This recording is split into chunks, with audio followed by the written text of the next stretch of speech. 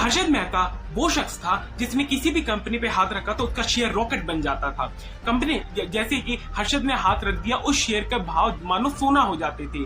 Share के दाम rocket की तरह उड़ने लगते थे। लाइन लगाकर उस कंपनी के शेयर खरीदने के लिए कूद पड़ते थे। छत्तीसगढ़ के रायपुर में एक जो लड़का मिडिल क्लास में भी नहीं आता था बल्कि लोअर मिडिल क्लास में आता था, उसने कुछ ही सालों के भीतर मुंबई में एकदम प्राइम लोकेशन पर 15,000 स्क्वायर फीट का एक सी फेसिंग अपार्टमेंट खरीद लिया। रिवर साइड जैसे ही टॉप की जगह पर एक बड़ा सा ऑफिस बना लिया। उसके गैरेज में 24 से ज्यादा कारें थी और एक से बढ़कर एक। हर्षद मेहता ने कहा कि राजीव गांधी के घर यानी 10 जनपद पर गए और वहां पर जो राजीव गांधी ने उनसे मिले, उनके पास पैसों से भरा हुआ एक सूटकेस था जिसे कांग्रेस पार्टी का एक आदमी लेके जाता है।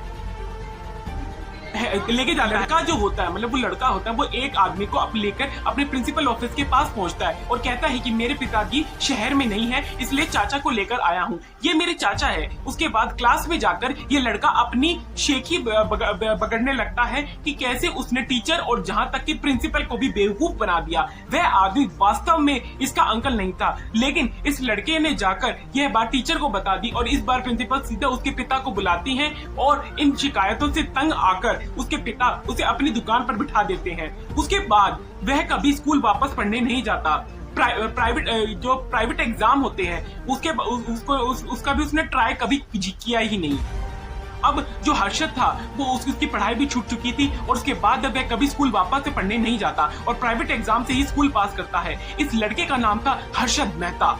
और हर्षद हर साल की जो जिंदगी की जो शुरुआत थी वो अपने पिता की दुकान को सुबह 8 बजे खोलने से शुरू होती थी और उसका क्रिकेट खेलना, दोस्तों से मिलना सब बंद करवा दिया गया था। हर्षद मेहता का जन्म 29 जुलाई 1954 के दिन मुंबई में हुआ और हर्षद के पिता शांतिलाल मेहता मूलतः गुजरात के राजकोट की एक जैन फैमिली में आते थे, लेकिन वह कपड़ों के व्यापार के लिए मुंबई शिफ्ट हो जाते थे।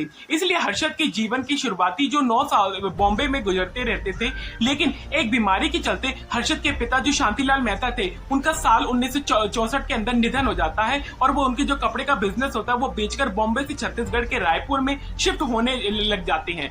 वहां हर्षद की स्कूली पढ़ाई होती है जिसका जिक्र हमने ऊपर किया था कि कैसे हर्षद ने स्कूल में ले जाकर अपने